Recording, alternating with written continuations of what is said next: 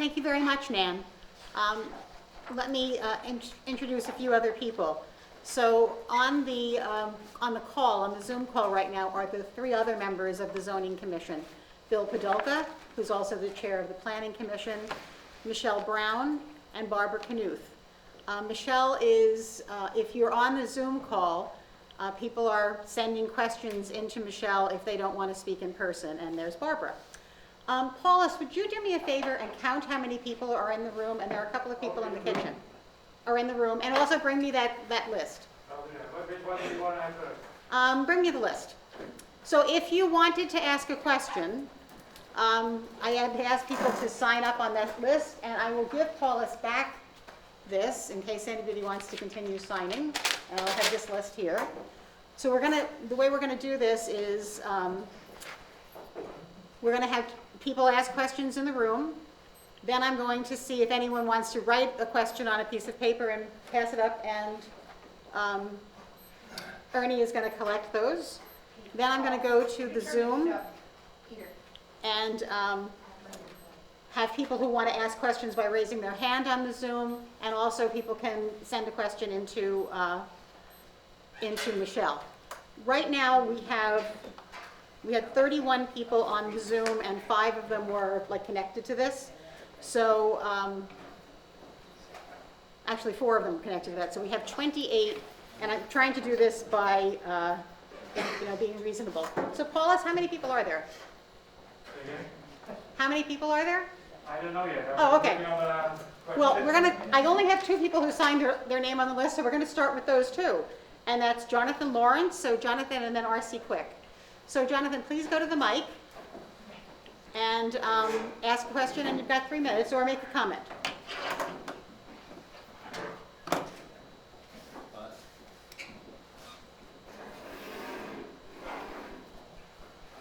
I want to thank you for the presentation. It was beyond persuasive. It just stated something has happened. So I wanted to comment on the first sentence, which was, zoning must be tied to the town comprehensive plan. And from there, it seems as if it goes on that the comprehensive plan requires zoning, which that sentence doesn't say. Right, doesn't. But the feeling of the presentation was that it's a done deal.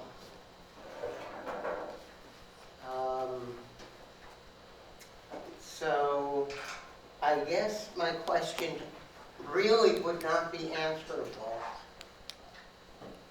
Looking at the zoning, it is intensely confusing to me. I can, if I were to try to follow it, I would have to line it up and then there's a good chance I would make a mistake. So I'd have to pay someone to come and look at it. And I'm assuming I'd also have to pay for any reviews that would happen by requirement.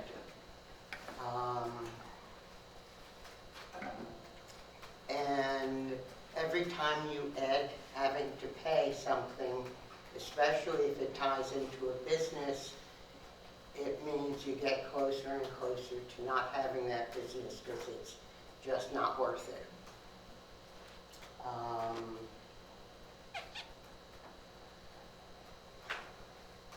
Fascinating.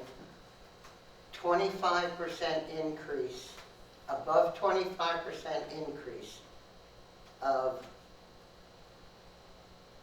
a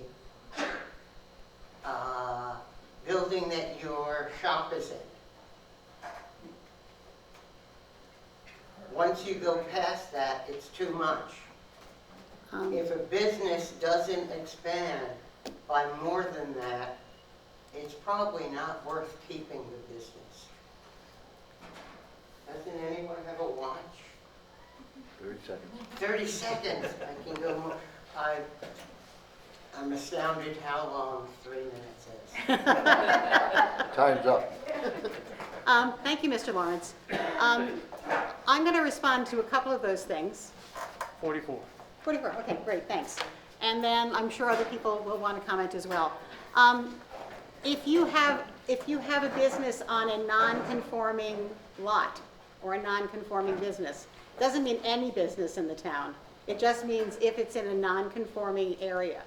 So you could have business that's located in, for instance, in your home businesses are allowed, or on your property, or in an area that it is zoned for. But if it was a business that was in a non-commercial area, for instance, and You can have businesses in those areas. yes, you could have businesses in those areas. It's just if it's in a non-conforming area, we talked about the 25% increase. Bill, I see your hand up. Yeah, so you guys can hear me? Can Yeah. people hear Bill? Yep. All right, Okay, all right, great. So, and just to follow on with that, and I think that to clarify, and I think you correct yourself, Gene, if the building's on a non-conforming lot, there's no implication for the building. It's Right. whether the building or the use are non-conforming. right. So if it's on a small lot, no big deal, as long as you don't exceed, lot coverage guidelines. And the other two things I wanted to note, the speaker mentioned that it felt like the presentation suggested that zoning was a done deal. I guess I would just point out that, of course, Nan was describing the zoning proposal, and her very final slide said, if the town board adopts or not. And I think that's the point. It is not an assumption that it will pass, but obviously when she's describing the plan, she's got to say this is the plan. The final thing I do want to point out, because I understand that the zoning plan is more complicated than we have now, confusing, but we do already have site plan, we do already have a subdivision review process, but you're not alone when you go through this. That is part of what the code enforcement officer is there for, is if you have questions about what if this applies to me, say, here's my project, tell me what sections I should pay attention to, that's where the code enforcement officer can help you. And if you're working with an architect or a builder, they likely have gone through zoning in other towns. But again, if you're doing this on your own, the CEO will certainly give you some advice. And there are no fees associated with any of that? That's the other question. And Nan, I think you have your hand up. Do we still have some time? 30 seconds. Nan? Yeah, just real quickly, I wanted to just say that the comprehensive plan does not require zoning. So the zoning is a tool to implement the comprehensive plan. So there's, that was, we don't want, the other way, when you have zoning, it has to be consistent with the comprehensive plan. But the zoning is a tool to implement that plan. Thank you. And just to add, so the town has had a comprehensive plan since 2007 or 8. So clearly you can have a comprehensive plan without having zoning. Time's Thanks. up. Our time is up. R.C. Quick is the next speaker. So if you want to ask a question, do you have your name on a list? Just please write your name on a list. I don't want to be reprimanded or singled out as a person who's, Do you want to write a question down and have it passed up, and then, yes, I can do that. thank you. Mr. Quick? Thank you.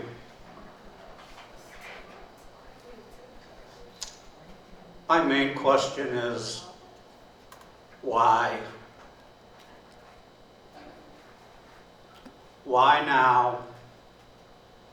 And have we really looked down the road to the implications and results of what the passage of zoning will do to our town? The comprehensive plan is quite sufficient. The codes in place are quite sufficient. Some of the codes in place are not enforced now. With zoning in place, there is undoubtedly going to be more hiring necessary at the town level. My research has shown another code enforcement officer, a full-time person to do some of the other things that are necessary, but it's going to cost more money, increase an already diminishing budget in a time of recession when the world is nearly at war, it makes no sense. Our taxes will go up. I'm a fifth-generation landowner. My grandparents and great-grandparents, Gene, are rolling over in their graves. Thank you. Thank you. Mr. Quick, I can respond for the zoning commission. For us, the reason why is we were asked, people in the town were asked to volunteer because the town board decided that it wanted to consider zoning. And so that's the reason that I have for answering why. It's really a question for the town board, and Indeed. this will Thank you. eventually get to the town board. I have Bill and Nan's hand up as well. Bill, unmute. Yeah, for those on Zoom, I will say we had a few dropouts there, so the internet seems to be a little unstable, so I may not have heard some of what Mr. Quick had to say. But again, one of the main points I want to make, we discussed this on last Monday's call as well. The point of zoning is not to necessarily address a problem going on now, because that's kind of the too late point, because the thing's already occurred. The point of considering zoning is to set up a set of guidelines so that the community continues to be what the community residents want it to be. So it's protection for the future as opposed to addressing problems in the past. So why now is that it's clear that there's continued residential development in town, and there is definitely interest in various commercial developments, and so it seemed timely and appropriate to just put some of that down as to what the community felt were the right uses in the right areas. And what I will say is, while we have existing stuff such as site plan review, we have a one-size-fits-all system right now, that any use is allowed, has to be allowed everywhere, any use disallowed has to be disallowed everywhere. And that's fairly inflexible. And so the reason to explore zoning is to consider, would it be better for the town to have some flexibility in certain uses, maybe they're fine over here, but not over there. That's what zoning gives you, that the current system cannot. In terms of the more hiring, maybe Nan can speak to that as well, but that is certainly not anticipated. I'm not sure, again, where you're getting your information from, but the existing code officer had some extra bandwidth to handle this, and a lot of the work will be done by the review board, which is a volunteer board, and therefore not paid. Sorry to hear that report. Thank you, Bill. Anyone else want to respond to that? I'm going to take one more of the in-person and then do some of from the cards, and then we'll go to the Zoom. So the third person is Bruno Schickel. Thank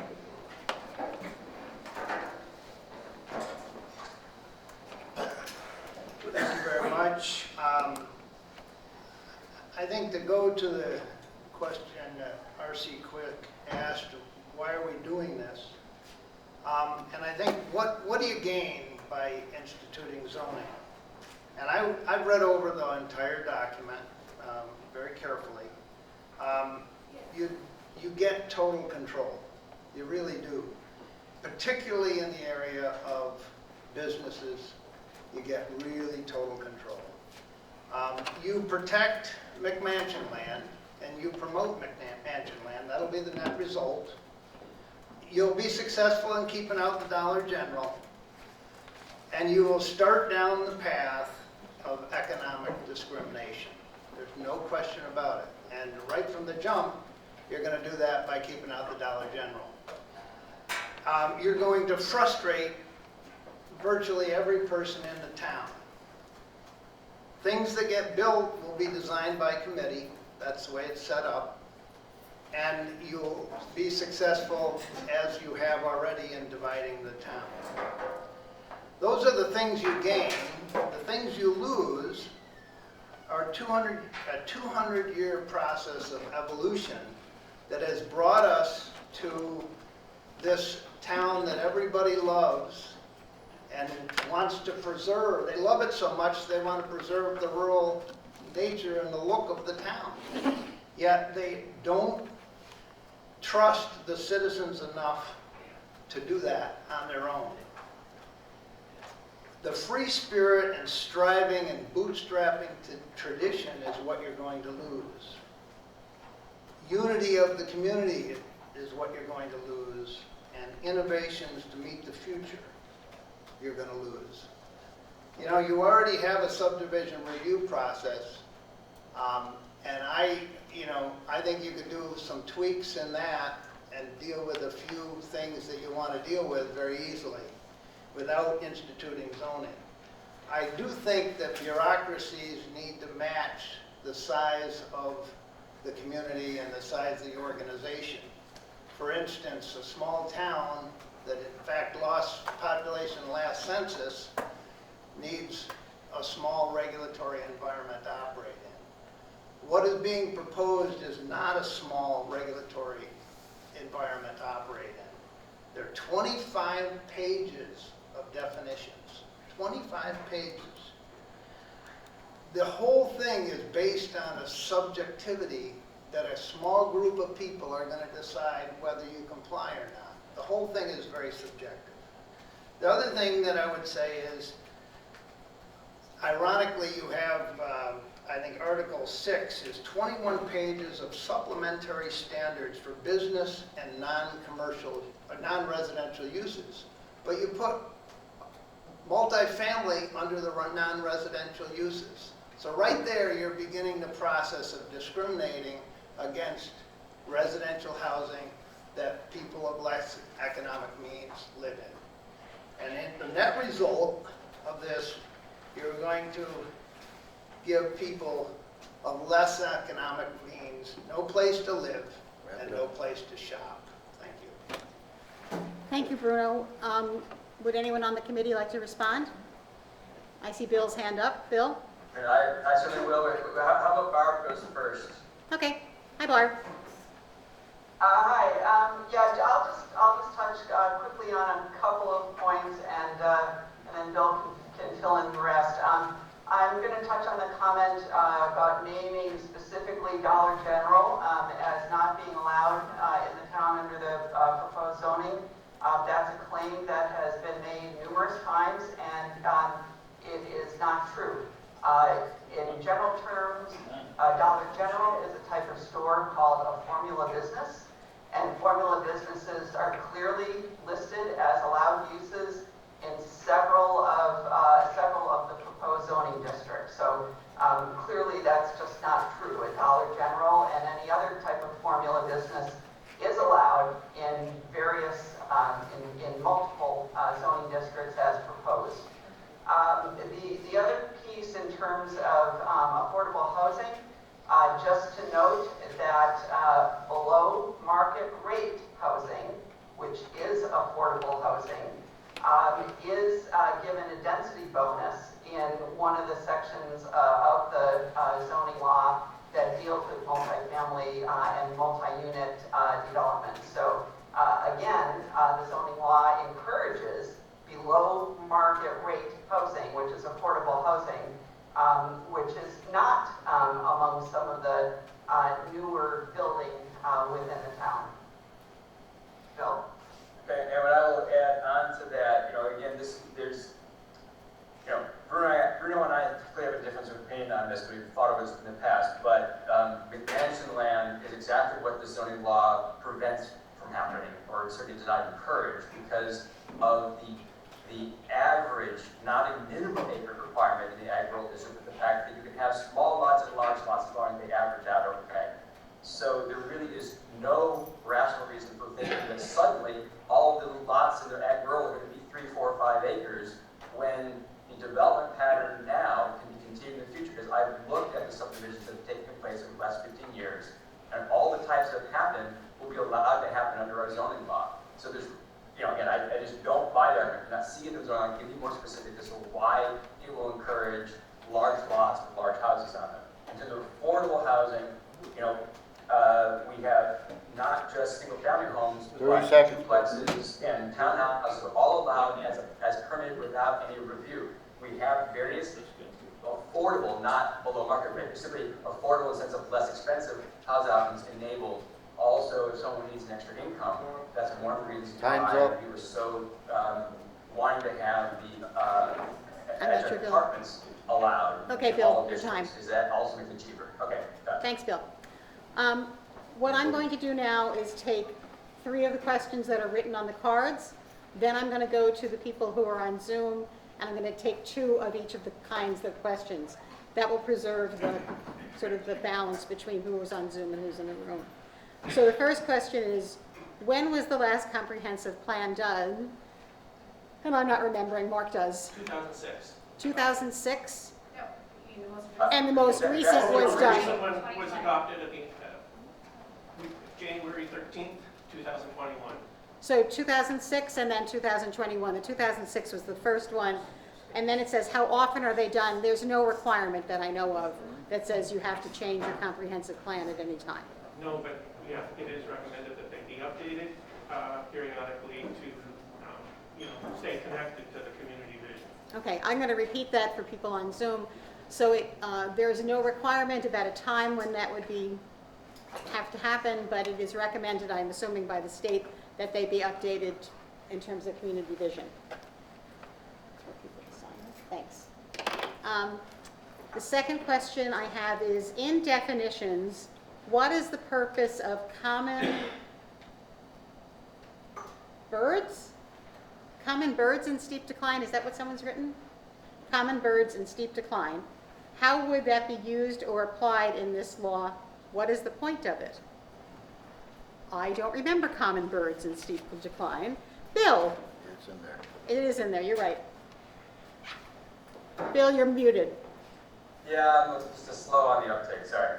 So there's a number of things. Common birds in steep decline is exactly what it sounds like. Those are birds that are relatively common, but their populations are decreasing. There are a number of things defined in the definition section that relate to endangered species and things like that. And those would all come in, I don't remember all the details, but in site plan review, for example, when citing things, the intent is, of course, not to further cause problems for these animals that are already in decline or in danger. And so knowing where those are on a parcel can become part of the site plan review process, so that in citing things, as much of that type of critical habitat could be preserved. So the reason that that's in there is as an environmental protection piece.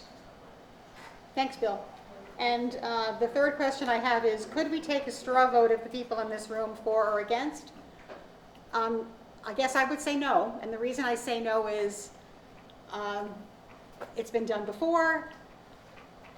At the last meeting, we had a lot of people who voted no. I think it's somewhat pointless because it is up to the town board by state law to make this decision. And the town board is voted in. You have your absolute opportunity to tell the town board what you think when you get to that point. But this is about what we've written in the law. So that's 3. I'm going on to now.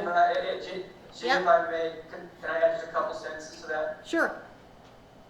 And I just would encourage everyone there and on Zoom to treat this, the way we approach this is a question and answer session. It's for information to be presented and questions to be asked to help elicit information from us. It's not like a straw poll of the community. It's not a PR stunt. It's not, so I think that some folks are treating this more as the public hearing that will be coming up later. And I really encourage you to think of this as an information exchange rather than a poll of the community. Thank you. That was much nicer than the way I said it. Since we have time on this question, could I Sure, say something about absolutely. another question? I'd like to say something about what Bruno had to say and what the review board had to say about as far as multiple places to develop Dollar Generals. I don't see multiple commercial places to develop in the town according to our plan.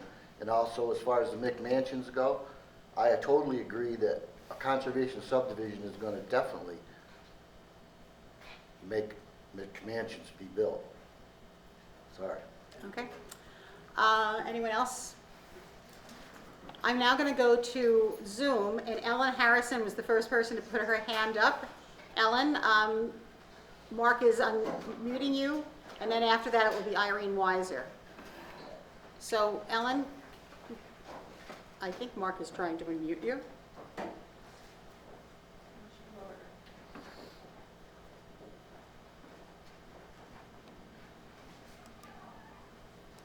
You should be able to undo.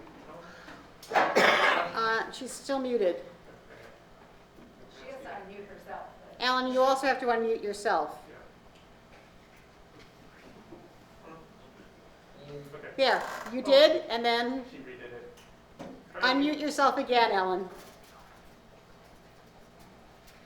Okay. I'm unmuted now. Yes, thank you. Yes. Okay, good. Go. Thank you. My question, as has been stated, the goal of the zoning commission is to try to, with provisions to implement what's in the comprehensive plan, which was a document that people worked on for a long time, put a lot of energy into, vision of our town. And supporting agriculture is a clear goal in the comprehensive plan. And there's been a couple of mentions of that today. But I wonder if somebody could give a more complete description of the provisions in the draft law that they believe would help encourage, support agriculture and the preservation of agricultural soils. Okay. I can take that if anyone else in the zoning commission wants to. Go ahead. So there's a, first off, the way I would characterize our zoning plan, the way Nan has characterized it, is sort of farming friendly. There are certainly our zoning plans that are sort of like farming focused, but that did not seem, those are often with extremely low rural land densities, and that just didn't seem appropriate for Caroline, so it's definitely very friendly to farming. As you mentioned, not only is the farming, support farming in the comp plan, but it is also part of the purposes of right there in chapter 1, as Nan was talking about, of the zoning law. And the way it appears various places, one is in the 1 dwelling per 3 acre density in the ag rural zone, because the real world has shown that as housing density goes up, farming tends to get discouraged. So by encouraging a lower rural density, that's something that helps the acts to preserve farming. I think that's been called the impermanence syndrome in planning circles. There are a lot of different farming and farming-related businesses that are allowed by right, don't require review.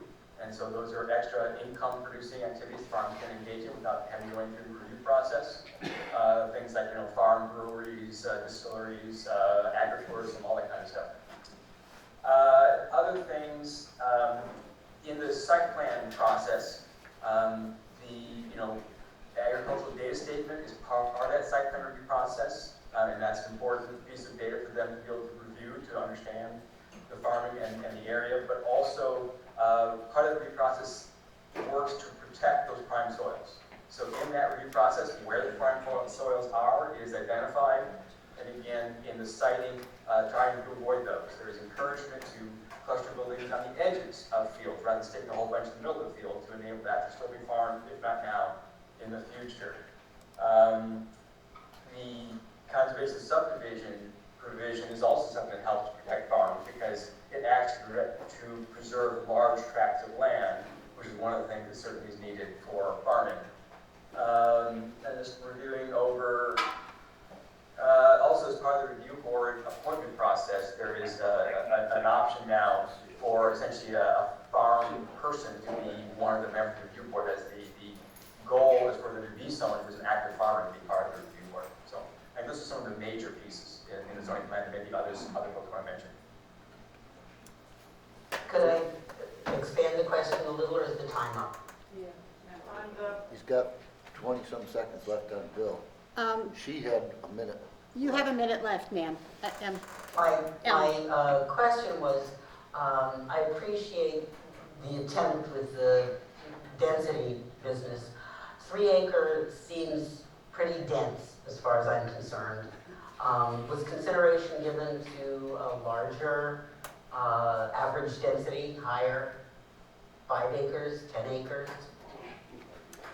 Yes, I would say that we talked about that, and we thought that it might very well make it very difficult for people to divide the land for their children in the future and allow their children to have acreage. And that was a compelling reason for us to go with that density. Time's up. Okay, our time is up for that. Thanks, Ellen. The next person is Irene Weiser. Would you please unmute Irene? Yeah. Hi, everyone. Sorry for the weird glasses. I was to the eye doctor earlier today, and the screen is really bright to look at, even on this cloudy day. I'm confused also by the 3-acre thing, because to me, honestly, it has me sympathetic to the concern about, 3 acres seems like the perfect lot size for a McMansion to me. And so I'm not clear how that lends itself towards preserving farmland and promoting agriculture. I want to back up, though, to first of all, just express appreciation for how far this has come and how much work all of you guys have done. It's really clear that you're trying to take in and seriously consider the comments that people from across the community and across the viewpoints have been making, and I really appreciate it. There are a whole list of things that, the idea from the town board as to why to consider zoning and the comprehensive plan enumerated them.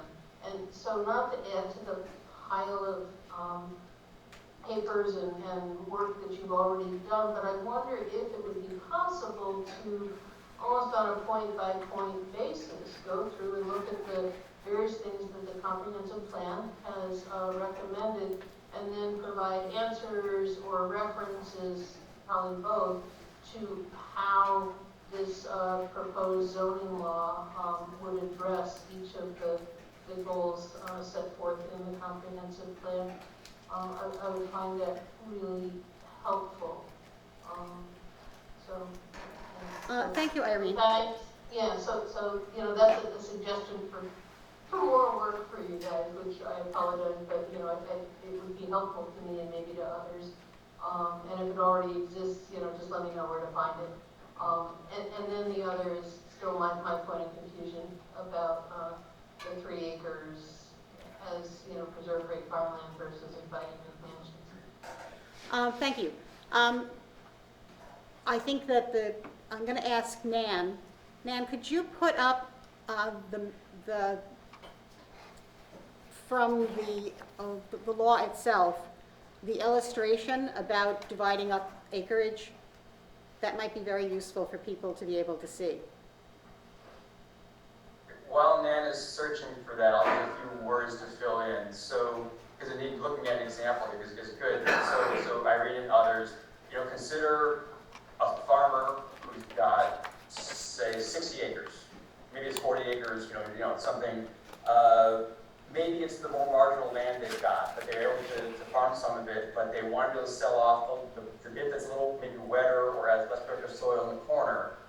If the zoning law said you have to use a minimum lot size of 3 acres, that farmer would have to sell 3 acres. And then there's a 3-acre lot there that someone might indeed put a McMansion on, or even a double-wide trailer maybe. What this zoning law does by allowing an average lot size is if that farmer instead simply wants to sell 1 acre or even 2 1-acre lots along that less productive corner, they certainly can, and continue farming the other, whatever it is now, 38. Whereas if they had to sell off 2 or 3 3-acre parts, 5-acre parts, they'd have that much less land to continue farming. So that's the way in which it acts to support the continued farming or productive use of that land. But that's just one example where it happens to be a farm. The general point is that, as shown in this illustration here, if you have a 20-acre parcel, you can divide it up any number of which ways you want. So what will typically happen, indeed, is that the person who currently owns the parcel wants to continue living there, and they may divide off a couple of smaller pieces, like it says like 8.1, 8.2 to the lower left, of a couple, maybe a 2-acre and a 4-acre part, and at the first step, maybe they kept the other 14 acres, which are shown divided up here. That's a pretty typical land development pattern, that someone owns a big chunk of land, they sell off a little bit of it for a couple of housing lot developments, but they keep a big portion themselves. So the average lot size allows them to slice this land up in any way they want. It doesn't mandate a lot sizes that lead to sort of a suburban McMansion style development. Thank you, Bill. Okay. I agree completely with Yeah, Irene. I don't buy it. I mean, I hear you, I hear that logic, but it's. Is that pretty much Irene? the other Irene, one empty. your time is up. Yeah, I was gonna say, Irene, I really like your idea of looking at the comprehensive plan and coming up with concrete reasons why we're doing what we're doing. That really makes sense to me. Thank you. I hope that that will actually be part of our report to the town board. I think there has to be a clear link, as we do a report from the town board, about the comprehensive plan and why we've done things the way we've done them in the report. So that was 2 questions. I have, Michelle, do we have questions that people have sent you in chat? Yes, I have a few. Okay. So, one is from Rachel M. And it's partly a comment and partly some questions. Zoning will make it more difficult for Caroline families to pass down land. If existing homes and buildings do not meet zoning requirements but get grandfathered in, won't these non-conforming structures be harder to expand as a family grows? Will it be harder to change the structure to make it accessible as the homeowner ages? Will it be harder to get bank financing when the property changes hands? Will the buffer zones required between agricultural and other uses cut down on usable farmland for farmers? Will the costs associated with applying for variances and going through a lengthy review process for Caroline families? A number of questions there. Yeah. Can you go back and just ask me the first 2? Okay.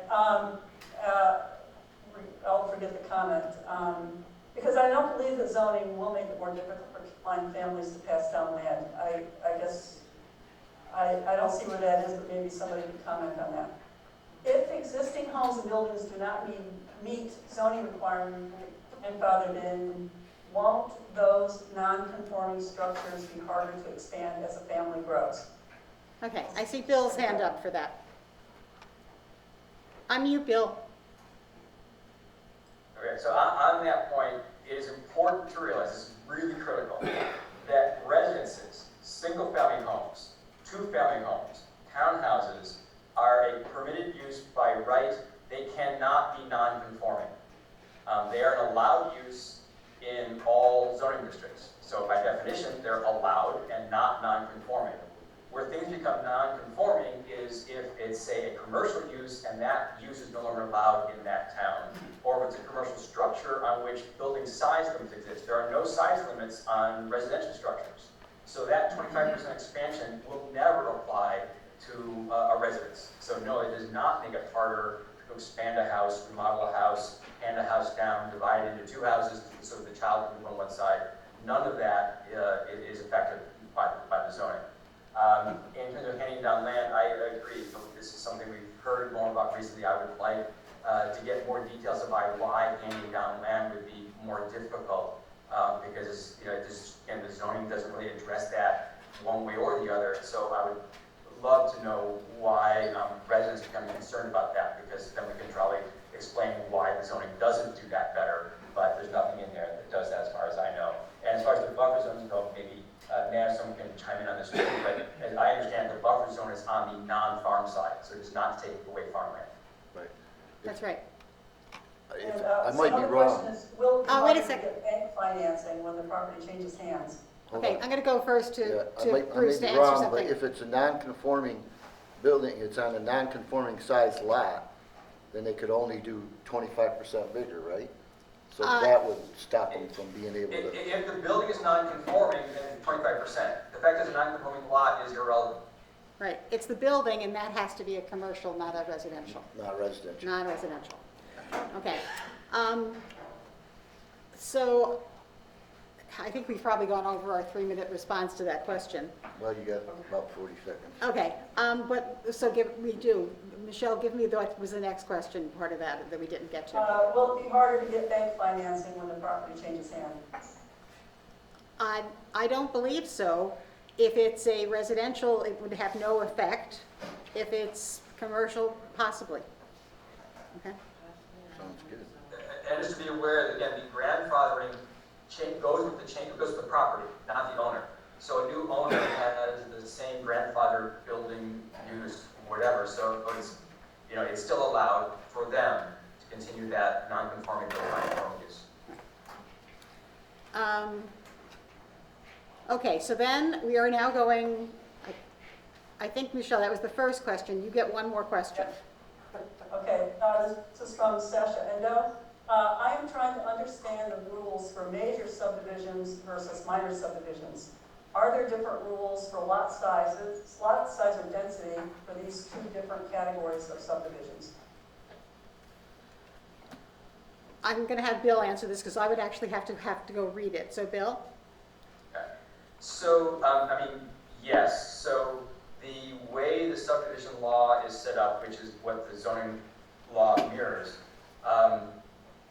there's several kinds of exempt subdivisions of land, which are all like minor subdivisions. So if you have a large chunk of land and you break it up into pieces, each of which is bigger than 5 acres, that's called a rural land subdivision, totally exempt. You can actually make 20 10-acre lots if you want, and there'll be no review whatsoever, because that by definition is exempt. Similarly, if you make a small number of small lots, if you make less, if you make less than 5 small lots, small defined as less than 5 acres, in a span of less than 3 years, that's a minor subdivision and it is exempt. So let's say you had a piece of property and you made 3 2-acre lots out of it, then that's a small subdivision, there's no review. The only other additional wrinkle is that you cannot be extending a public road. If your subdivision requires extension of a public road, it's no longer a minor subdivision, you automatically do the extension of the public road. So a major subdivision, by sort of the negative of all that, is a major subdivision has to have more than 5 lots created within a span of 3 years that are smaller than 5 acres, or require the extension of a public road as part of the subdivision. So it's not trivial.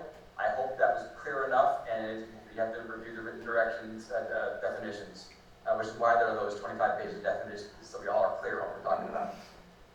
And Bill, can you explain that we've already had a subdivision law in the town for a while? Well, as Jean just said, we have already had a subdivision law in town. So dating back to, and Mark will have to help me out with the date here, but I think the early 2010s, there's been both a site plan review law and a subdivision review law in the town. So again, this zoning law is not, in general, changing that subdivision law. We have some slight wrinkles about how you define the number of dwellings in a lot and that kind of thing. That's it. Okay. Time, right? Got 50 seconds. Well, I don't think we have anything else to say. Do you have anything else to say? So that was 2 questions there. Okay. So now we're going to go back to in person here. So that's Peter Hoyt, and then Kathy Mix, and then Julia Morag. So. Thank you. I hope my memory doesn't let me down. It's been doing that a lot lately. And there's so many wonderful debating points raised. I just would love to wade in, but I do agree that this is not the forum to debate things. That's when the town board gets in on it. I'm sure we will. But one thing that Nan talked about earlier, I walked in late, but after I walked in, Nan was talking about the special use permits and kept saying how state law says this and state law says that. And yeah, I mean, state law says it, absolutely. But I just want to be clear, and do correct me if I'm wrong, I don't think I am, that what is subject to site or to special use permit is at the discretion of the zoning commission, or ultimately the town board, is what goes into the use tables there in Article 4. Right. So having something gone into those use tables, yeah, then the state has certain rules about how it's treated, but the state is silent on what goes in as a special, or as so many acronyms, as a special use permit. I just want to be clear on that. Thank you. One other point I want to make, you take a document as long as this one is, 130-some pages, some of it pretty fine text, and the complexity that it covers, it's almost certain, I would say it's mathematically certain that there are going to be contradictions within the document. I don't think it's humanly possible to eliminate them, but every contradiction that gets pointed out weakens the document. If you catch one before you sign off on it, you correct it, obviously. If not, it becomes part of the document. Every time a contradiction is pointed out, I don't think the town board can reenact the local law to correct it. So it's just, I'm just kind of making the argument, I guess, probably late in the game to do that, but just trying to make the argument against having something so long and so complex. It's just going to invite more confusion and more misinterpretation. Thank you. Thank you. Yes, you are entirely right that what we are recommending for special use permit is what we're recommending. The point that we were stressing, though, because we've had a number of people who've said to us, we hate it when things go to special use, have to go to a review board because the review board turns them down. And what we are stressing is that the review board has to have a reason to turn it down. It can't just turn it down out of whole cloth. It has to, and it usually has to be an adjustment of how that thing would fit on the property. Nan, do you want to expand on that at all? Or Bill? But Nan, unmute yourself, Nan. And I will just tell you, it has to do sort of with attitude or perception that the attitude that we are stressing is that a special use, something that requires a special use permit, is not there because we hate that use and we really wish they would go away, but maybe we will allow them in town. The attitude is this is a desired use of the town, but for some reason or other, maybe because it's particularly noisy or loud or high traffic or something, that we need to look at the use itself to make sure it fits in the neighborhood. But the goal is to make it fit. The goal is not to make it go away. The goal is to make it fit the neighborhood. Nan or anyone else want to say something? I would just reiterate what Bill said, and with the site plan review and special use permit, I mean, the goal is to clearly outline what the community expectations are, outline what the rules are, and then it's a yes at the end. The goal is to get a yes at the end that meets community needs and is an efficient way of getting through the planning process. So it's very difficult, actually, if you do it the right way, it's difficult to say no when an application for a special use comes forward and it meets all of those standards or expectations. There's no room in there for personal opinion, like I don't like that particular development. If it meets the standards, it's a yes. And that's the way we should be looking at these things. 30 seconds. And the last 30 seconds, I will say that we have tried very hard to keep any contradictions out of the document. Doubtless, something will likely arise. That's possible. We are recommending in our report that the town board should have the review committee and the BZA recommend to them at least every 2 years things that they think need changing or updating. And that's entirely possible to do. So then the next speaker is Kathy Mix. Thank you. I appreciate you guys letting me talk. I have a couple of points I want to bring up, and I hope I can keep it under the 3-minute time limit. One of which is, we're all talking about ag and how we want to keep this a working farm community. The reason why people chose farmland was because it was well drained and well, usable tillage, and usually it's settlements and valleys and such. Being with that, if you look at that, the overlay that you put in there with the extra riparian buffers that you've put in, it kind of limits what people can do with that property. And I know ag is exempt, but if you've noticed, most of the farms in this town have aged out. When I first married my husband, we had 18 working dairy farms in this town. How many do we have now? None. Right. So what kind of ag businesses are you going to be bringing in there? We worked our property for many, many, many years with the hopes that that would be our retirement. We've willed some to our children, but the majority of our farm, as well as Curly, Watson's down the street, are all in that riparian buffer that you guys have decided, not you guys, but are now being considered limiting. So what does that do for those people who now want to sell? How do we get people to come in and be able to buy that if it's non-usable land? And what's going to happen to it? Who's going to keep it open? On the other side of this, I wanted to talk about your third paragraph in the purpose statement. The second sentence in, it says the purpose to protect and promote public health, safety, and the general welfare of the town. In this document, the only thing I can see is land use regulations. I don't see anything about how you're going to protect the community besides protecting the groundwater. There's a lot of other issues out there right now. We have a code enforcement officer that is not necessarily living up to the current codes and regulations that we have in here, one of which is going around to condemned buildings and putting that placard on there for the safety of the firefighters that are in this town that are also dwindling, to make sure that those buildings are inhabited and we're not going in there to try to save a life because it is a non-inhabitable building and not safe. He's not doing that. We don't have a single placard in this town that I'm aware of. So those are some things that I want, not necessarily the zoning commission, but the town. So thank you. Thank you. I want to respond to the second part of your question. I think that this is, of course, it is a land use document in most part. And you're right, but it is about, there are things in here that do respond to public health.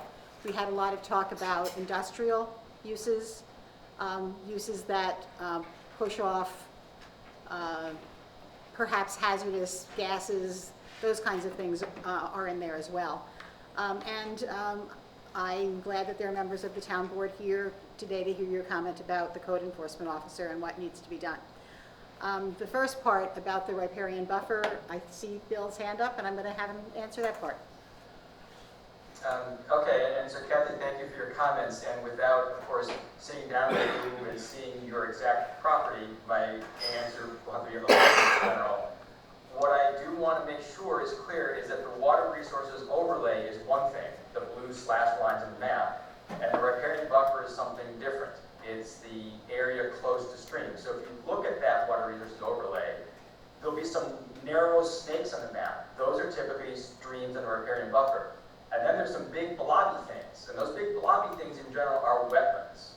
And those wetlands are protected by either state or federal regulations, not this zoning law. The zoning law doesn't change the regulations there at all.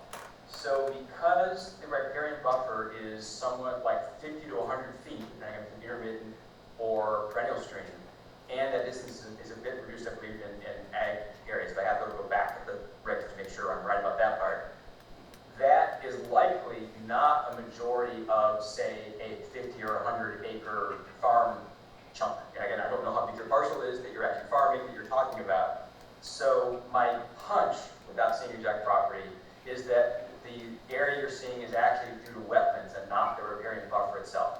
But again, I'd have to go with you. But take a look at the map more carefully, see if what you're looking at looks more like a wetland or more like a stream side area. Because that's the new stuff being added is building restrictions in those stream side areas, which again is, depending on the stream, kind of stream, 50 to 100 feet away from the stream. I hope that helps a little bit, and you know, if you get in touch with Gene, I'd be happy to go through this in more detail sometime with you. Thank you. Thanks. Nan? Yeah, I just wanted to add real quick to that, that if you read that section carefully, you will see that there's a section in the overlay district that talks about what happens if the overlay takes up more than 75% of the lot, and it's designed to still allow for a building lot, even when that overlay takes up the majority of the lot. So it was really designed not to create any unbuildable lots.